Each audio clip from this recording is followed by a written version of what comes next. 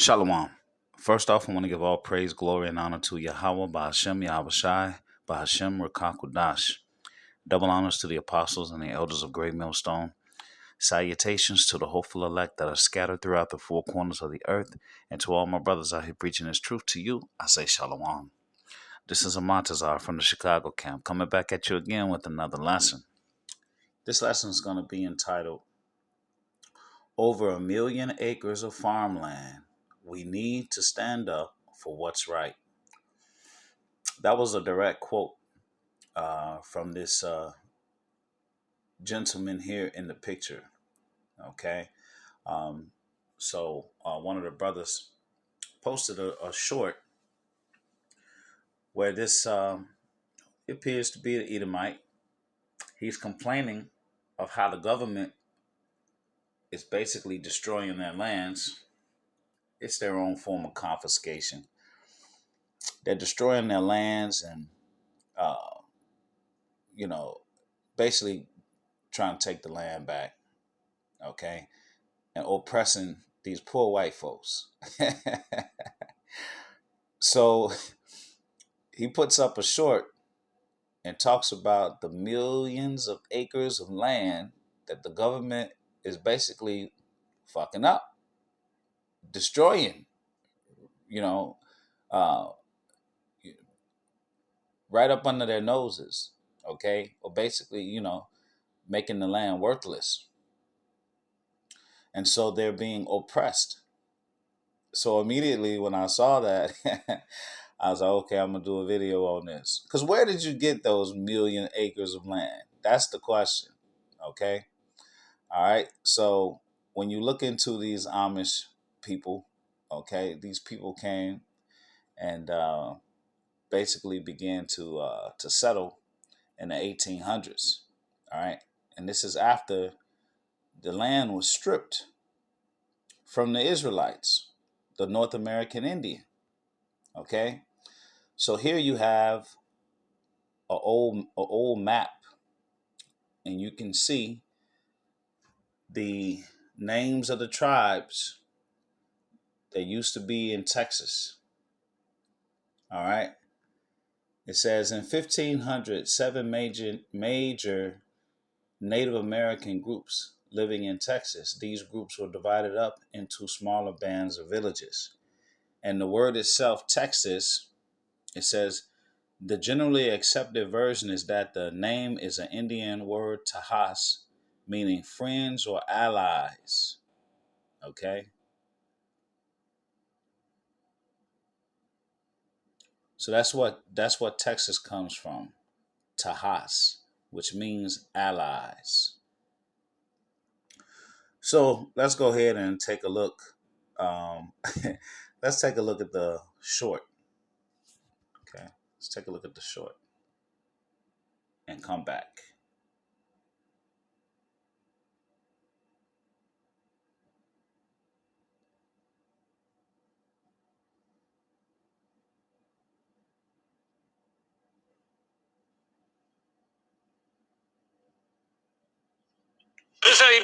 So I wanted to update y'all on what's going on in Texas. We have over 1,000,000 acres of farmland that has been burned and ruined. And not only that, we have Texas Forest Service that is going into these ranchers' properties and dozing up the land.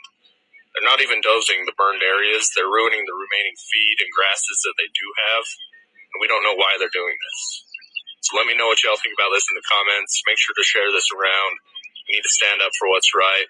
And remember, guys, buy American, buy local. So I wanted... Okay, he said we don't know why they're doing this. Well, that's what this lesson is about. Why they're doing it. All right. So he says we need to stand up for what's right. So the question is, what exactly would that be? How would that look? What does it mean to stand up for what's right? Okay, for these Amish people, right? The so-called North American Indians are Israelites. All right. On this channel, all right, you can find a lesson. The so-called American Indians are Israelites. So if you haven't seen that, go ahead and search for that on this channel. All right, so there's been land conflict, of course. Esau gets over here and befriends the so-called American Indian, learned his ways, learned how to survive on the land, and then after he became good friends with him, and then what he starts to do? Take the land from up under him. All right, it's no secret; the world knows. This is Micah 2:1. It says, "Woe to them that devise iniquity and work evil upon their beds. When the morning is light, they practice it, because it is in the power of their hand."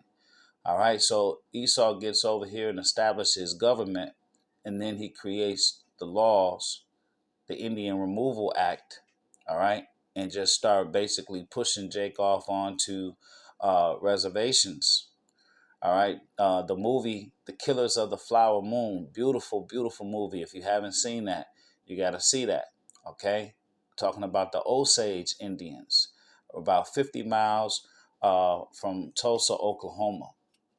Okay, and these were uh, so-called American Indians. They were at the time when they discovered that oil. These were basically the richest people on the earth at that time. Yeah, got to watch that movie. That's a great movie.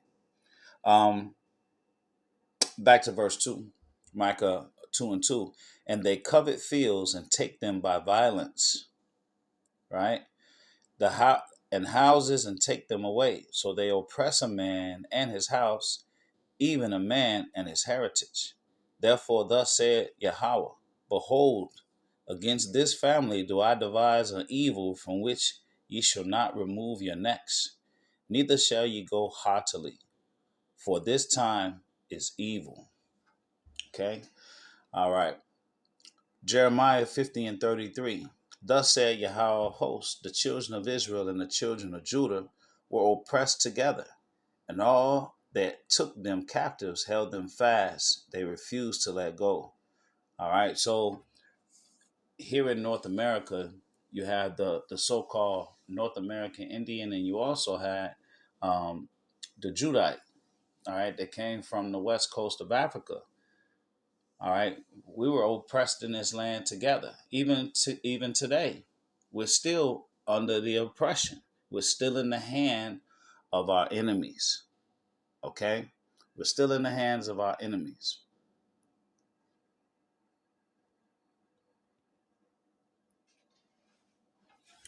So it's a well-known fact that America, the American government, has had a number of treaties. Okay, these are agreements, and these, you know, a number of treaties. I just did a video about the Mankato, uh, the Mankato murders. Okay, you can also find that on this channel, where these Indians, or so-called Indians, had treaties with the United States governments, and the government backed down or backed out of the treaty.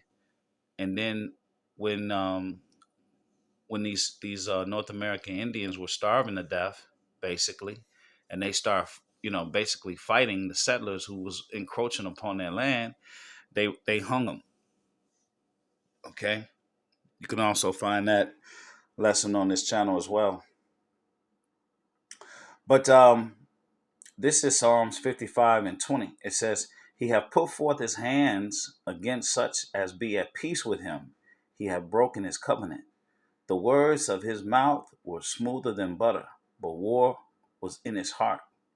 His words were softer than oil, yet were they drawn swords." All right, so this people, okay, these so-called Edomites, all right, well, not so-called, they are Edomites. These Edomites, war has always been in their heart, and their primary objective, all right, was always to take the resources. Take the resources, okay? So that's why you never trust your enemy.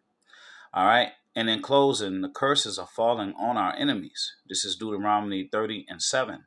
It says, "And Yahweh thy power will put all these curses upon thy enemies and on them that hate thee, which persecuted thee." So when you go back and you look at this guy, and he's talking into the camera and talking about we need to stick together, we need to do what's right. But look at the land over his shoulder. All right. His ancestors took that land. Okay. Took that land. And they did some very horrible and gruesome things to get it.